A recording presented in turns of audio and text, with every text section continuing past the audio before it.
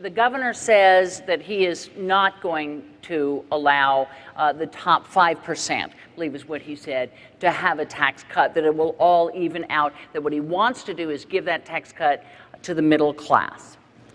Settled? No, it's not settled.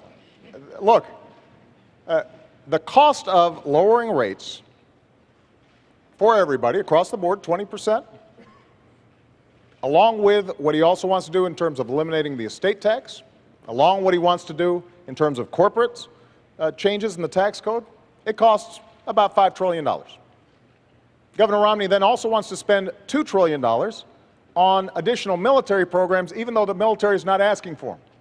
That's $7 trillion. He also wants to continue the Bush tax cuts for the wealthiest Americans. That's another $1 trillion. That's $8 trillion. Now, what he says is he's going to make sure that this doesn't add to the deficit, and he's going to cut middle-class taxes.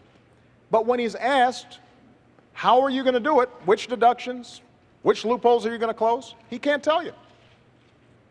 The fact that he only has to pay 14% on his taxes when a lot of you are paying much higher, he's already taken that off the board. Capital gains are going to continue to be at a low rate, so we're not going to get money that way.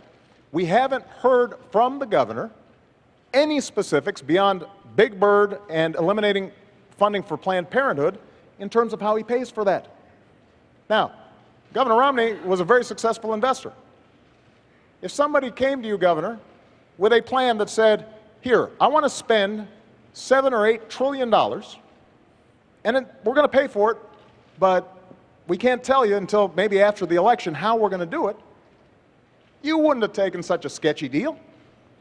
And neither should you, the American people, because the math doesn't add up.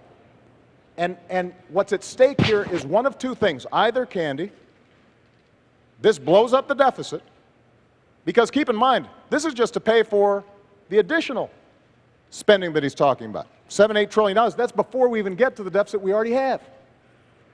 Or alternatively, it's got to be paid for not only by closing deductions for wealthy individuals, that'll pay for about 4% reduction in tax rates. You're going to be paying for it. You'll lose some deductions. And you can't buy this sales pitch. Nobody who's looked at it that's serious actually believes it adds up.